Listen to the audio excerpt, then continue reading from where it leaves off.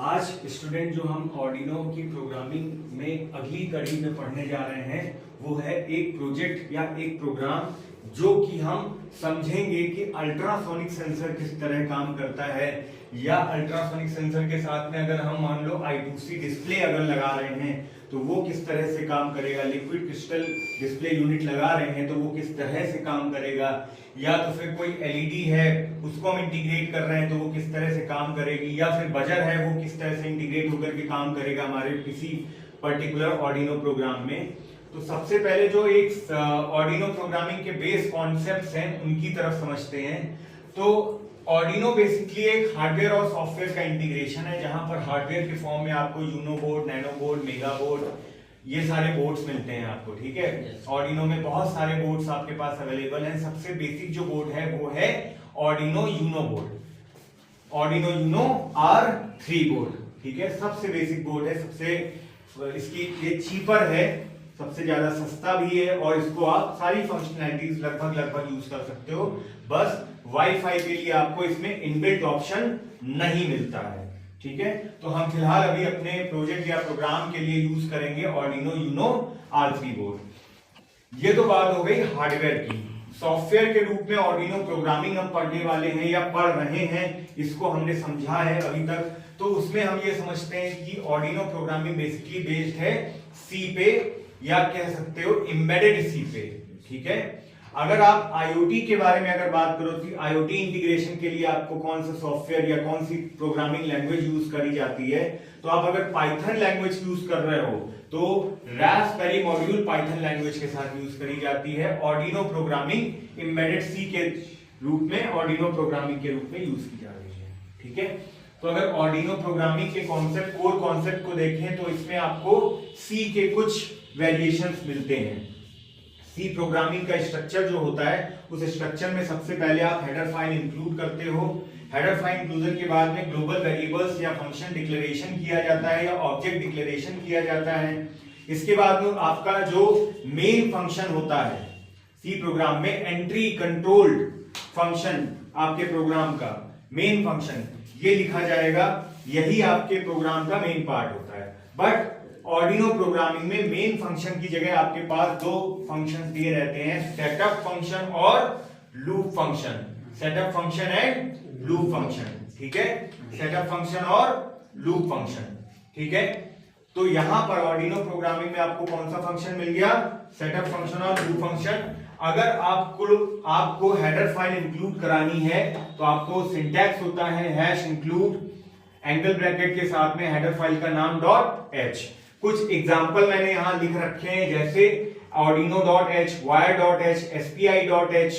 wire.h का use कहां किया जाएगा बताओ, अभी हमने यूज किया था ना। हाँ सर, wire.h I2C डिस्प्ले को कॉन्फ़िगर करेंगे। I2C कम्युनिकेशन अगर आप करा रहे हो तो I2C कम्युनिकेशन के साथ साथ अगर आपको दूसरे जो IO डिवाइसेस हैं उनमें भी कनेक्टिविटी करानी है I2C की, तो उसके लिए हम एक हेडर फाइल यूज कर लेते हैं wire.h। इसके थ्रू आपका I2C का कम्युनिकेशन दूसरे पेरिफेरल्स के साथ भी किया जा सकता है, ठीक है। उसके बाद SPI communication, software serial, EEPROM, servo.h, servo motor के लिए लिक्विड क्रिस्टल के लिए I2C LCD के लिए हो जाएगा लिक्विड क्रिस्टल I2C.h, ठीक है। SD.h, Wi-Fi.h, Ethernet.h, one wire, Dallas temperature, DHT। अगर आप टेम्परेचर सेंसर DHT सीरीज के यूज कर रहे हो तो DHT 11.h या DHT 22.h ऐसे आप लिखोगे। RTC LIB या कि आपकी रिले क्लॉक मॉड्यूल के लिए यूज की जाती है। तो इस तरह से बहुत सारी लाइब्रेरीज हैं जिनका हम अपने उपयोग के अनुसार इंक्लूजन कराएंगे अपने प्रोग्राम में, ठीक है। नाउ ग्लोबल वेरिएबल कैसे बनाते हैं, तो जैसे सी में बनाते थे वैसे यहां भी रहेगा। Data type variable name equals to value, ठीक है। तो हम जनरली जो वेरिएबल्स बनाते हैं वो बनाते हैं पिन नंबर डिफाइन करने के लिए। तो सपोज मान लो तुम्हारा एलईडी पिन नंबर 13 पे तुमको लगाना है, ठीक है। तो तुमने 13 क्या है, इंटीजर वैल्यू है, तो तुमने वेरिएबल का नाम क्या दे दिया, int। वेरिएबल का डेटा टाइप क्या दे दिया, int। और उसके बाद वेरिएबल का नाम एलईडी पिन डिफाइन कर दिया। तो अपने प्रोग्राम में जहां जहां एलईडी पिन तुम लिखोगे वो पिन नंबर रेफरेंस होगा 13, ठीक है। और अगर इसके आगे तुमने यहाँ पे कीवर्ड यूज कर लिया कॉन्स्ट। कीवर्ड क्या होता है? कीवर्ड एक ऐसा वर्ड है जिसकी स्पेशल मीनिंग होती है, जो कि आपके कंपाइलर को पहले से पता रहता है, प्री डिफाइंड वर्ड्स होते हैं। तो const int LED pin equals to 13 और फिर सेमीकोलन। सेमीकोलन का मतलब होता है एंड ऑफ स्टेटमेंट। एक प्रोग्राम बना रहे हो, एक स्टेटमेंट खत्म हो रहा है, कहां से खत्म हो रहा है, कैसे पता चलेगा? एंड ऑफ स्टेटमेंट की मदद से, ठीक है। तो ये कुछ एग्जांपल थे इसके। अच्छा, फंक्शन डिक्लेरेशन कैसे करोगे? रिटर्न टाइप, फंक्शन का नाम, फंक्शन के पैरामीटर्स और सेमीकोलन। तो ये हो गया फंक्शन डिक्लेरेशन। अगर कोई यूजर डिफाइंड फंक्शन तुम बना रहे हो तो इस तरह से यूज कर सकते हो। वॉइड सेटअप का काम क्या होता है? वॉइड सेटअप आपका फंक्शन होता है, मेन फंक्शन की तरह काम करेगा इनिशियलाइज करने के लिए। तो इनिशियलाइज एट वंस, यानी सारी चीजें इनिशियलाइज कहां करोगे? सेटअप फंक्शन के अंदर। और ये कितनी बार चलेगा? एक बार चलेगा। लूप फंक्शन आपका तब तक चलता रहता है जब तक आपके ऑर्डिनो को पावर मिलता है। ये बात समझ में आई? इसके बाद अब हम समझने जा रहे हैं ऑब्जेक्ट डिटेक्शन आईओटी प्रोजेक्ट एक है, तो वहां पर यूज करेंगे हम कुछ सेंसर्स का, जैसे अल्ट्रासोनिक सेंसर। अल्ट्रासोनिक सेंसर की सीरीज का एक सेंसर है HCSR04 sensor.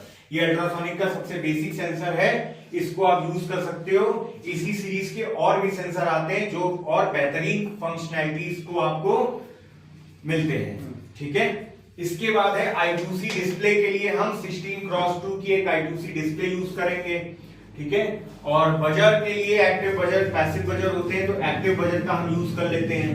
LED, normal LED cathode pin will be connected for ground which is the shorter, and anode pin that is positive pin that is for data pin which will be longer leg, ठीक है। अगर LED आपकी है तो LED आपकी जो longer leg होगी वो लॉन्गर लेग क्या होगा? एनोड, ठीक है। डेटा पिन यानी कि वोल्टेज जिससे जाएगा वो क्या होगा? एलईडी का लॉन्गर लेग। और उस सर्किट को कंप्लीट करने के लिए ग्राउंड जो है, कॉमन वाला जो पिन है, वो आपका शॉर्टर रहेगा। Anode that is, sorry cathode that is negative terminal. इतनी बात समझ में आई, ठीक है। फिलहाल आज हम इस पे बेस्ड एक प्रोजेक्ट देखते हैं जो कि है ऑब्जेक्ट डिटेक्शन आईओटी या ऑब्जेक्ट डिटेक्शन ऑर्डिनो प्रोजेक्ट कह लो तो ज्यादा बेहतर है इसको, ठीक है। सबसे पहले ऑब्जेक्ट काउंटर प्रोजेक्ट है जहां पर आप अल्ट्रासोनिक सेंसर का यूज करके ऑब्जेक्ट को काउंट करने का काम कर रहे हो, ठीक है। Below is an example Arduino skill that integrate an SCSR04 ultrasonic sensor, an LED passive buzzer and an I2C LCD display. This code measures distance to an object. जैसे मान लो ये एक अल्ट्रासोनिक सेंसर है और ये एक ऑब्जेक्ट है, ठीक है। तो इस ऑब्जेक्ट और इस अल्ट्रासोनिक सेंसर के बीच की दूरी कैसे तय होगी?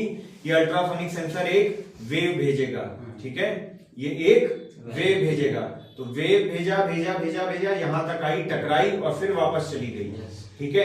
तो एक ड्यूरेशन होगा जिस ड्यूरेशन में इस वेव ने अपना डिस्टेंस ट्रेवल किया है। इस ड्यूरेशन को आपको पल्स करना है। पल्स इन मेथड की वजह से तुमको ड्यूरेशन निकाल लेनी है। ड्यूरेशन निकालने के बाद पॉज करो जरा।